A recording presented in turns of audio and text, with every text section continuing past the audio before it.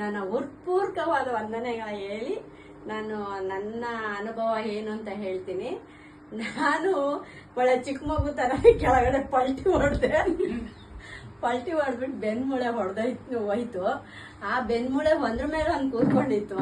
So ಆಸ್ಪತ್ರೆಯಲ್ಲೆಲ್ಲ ತೋರಿಸಿದಕ್ಕೆ ಅವ್ರು ಹೇಳಿದ್ರು ಇನ್ನು ಆಗೋದಿಲ್ಲಮ್ಮ, ನೀನು ಹೋಗಿ ಬೆಡ್ ರೆಸ್ಟ್ ತಗೋ, ಇನ್ನೇನ್ ಕೆಲಸ ಮಾಡ್ತೆ ಅಂತ ನೆಗ್ಲೆಕ್ಟ್ ಮಾಡಿದ್ರು ಡಾಕ್ಟರ್ಸ್ಗಳೆಲ್ಲ. ಆದ್ರೂ ನಾನು 2-3 ಸಲ ಎಕ್ಸ್ರೇ ತೆಗಿಸ್ದೆ, ಸ್ಕ್ಯಾನ್ ಮಾಡಿಸ್ದೆ. ಏನ್ ಮಾಡಿದ್ರು ಹಾಗಲ್ಲ, ಈ ಟ್ಯಾಬ್ಲೆಟ್ಸೇ ತಗೋಬೇಕು ಅಂದ್ರು. ನಾನು ಆಮೇಲೆ ಅವ್ರು ಕೊಟ್ಟಿದ್ದು ಕ್ಯಾಲ್ಸಿಯಂ ಮಾತ್ರೆಗಳು ತಗೊಂಡೆ. ನನಗೆ ಸರ್ಗಳು ಮತ್ತೆ ನನ್ಗೆ ಅಮ್ಲರಾಣಿ ಆಮೇಲೆ ಬೇರೆಯವರೆಲ್ಲ ಹೇಳಿದ್ರು ಇಲ್ಲ ಬಾ ನೀನ್ ವೇಸ್ಟೇಜ್ ಅಲ್ಲಿ ಇದ್ರೊಳಗೆ ನೀನ್ ತಗೊಂಡ್ರೆ ತುಂಬಾ ಚೆನ್ನಾಗಿರುತ್ತೆ ಅಂತ ಅಂದ್ರು.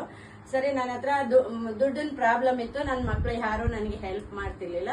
ಆದ್ರೂ ನಾನು ಏನೋ ಒಂದು ವ್ಯವಸ್ಥೆ ಮಾಡ್ಕೊಂಡು ನಾನು ಸ್ವಲ್ಪ ಟ್ಯಾಬ್ಲೆಟ್ಸ್ ಎಲ್ಲ ತಗೊಂಡೆ. ಇದು ಟ್ಯಾಬ್ಲೆಟ್ಸ್ ಅಲ್ಲ ಅಂತ ನನಗೆ ಗೊತ್ತಾಯ್ತು. ಆದ್ರೆ ನಾನು ತುಂಬಾ ದೊಡ್ಡ ಸುಳ್ಳು ಹೇಳ್ತಿದ್ದೆ ನಮ್ಮ ಕಂಪನಿಗೆ. ಏನ್ ಮಾಡ್ತಿದ್ದೆ, ಬೇರೆ ಜನಗಳಿಗೆ ಇದರಿಂದ ಗುಣ ಆಗತ್ತೆ ಅಂತ ಹೇಳ್ತಿದ್ದೆ ಹೊರತು ನಾನು ಯೂಸ್ ಮಾಡ್ತಿರ್ಲಿಲ್ಲ. ನಾನು ಈ 3 ತಿಂಗಳವರೆಗೂ ಯೂಸ್ ಮಾಡಿಲ್ಲ. ನೋವು ಎಷ್ಟೇ ಜಾಸ್ತಿ ಇದ್ರು ನಾನು ಯೂಸ್ ಮಾಡಿಲ್ಲ.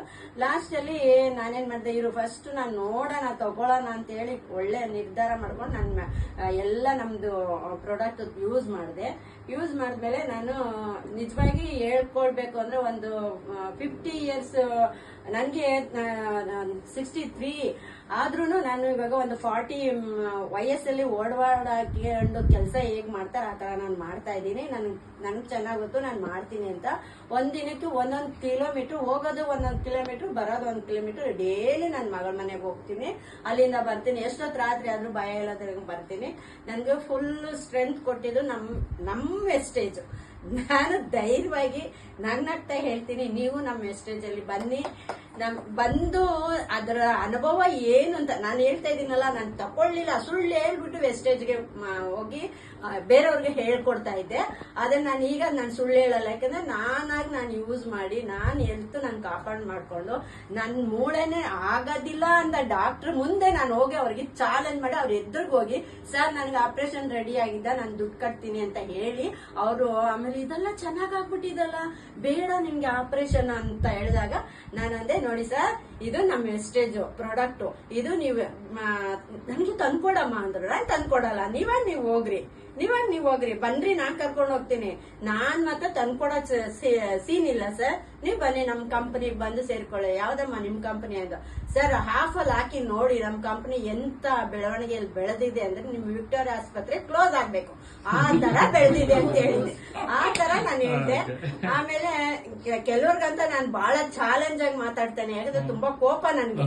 ಆ ಕೋಪದಲ್ಲಿ ಅವ್ರು ಏನಾದ್ರು ವೆಸ್ಟೇಜ್ ಬಗ್ಗೆ ಏನಾದ್ರು ಮಾತಾಡಿದ್ರೆ ನಾನು ಅವ್ರಿಗೆ ಚಾಲೆಂಜ್ ಆಗಿ ಮಾತಾಡ್ತೀನಿ. ನಿಮ್ಗೇನ್ರಿ, ನಮ್ ವೆಸ್ಟೇಜು ಆಹಾರ ಕೊಡ್ತದೆ, ಅದರಲ್ಲಿ ಕಾಯಿಲೆ ವಾಸೆ ಮಾಡುತ್ತೆ.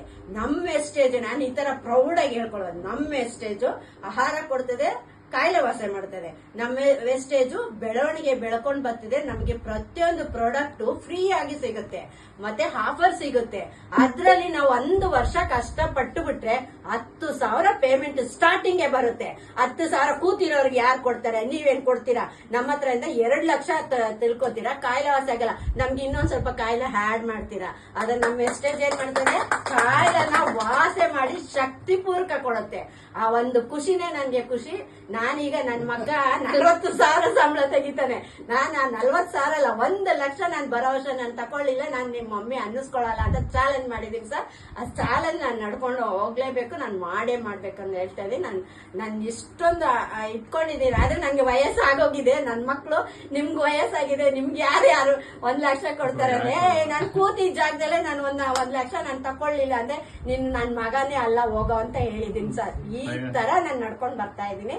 ಖಂಡಿತ ನಾನು ಇವಾಗ ಸಿಲ್ವರ್ ಆಗೇ ಆಗ್ಬೇಕು. ಇನ್ನು 3 ಡೇಸ್ ಅಲ್ಲಿ ನಾನು ಸಿಲ್ವರ್ ಆಗ್ಬೇಕು.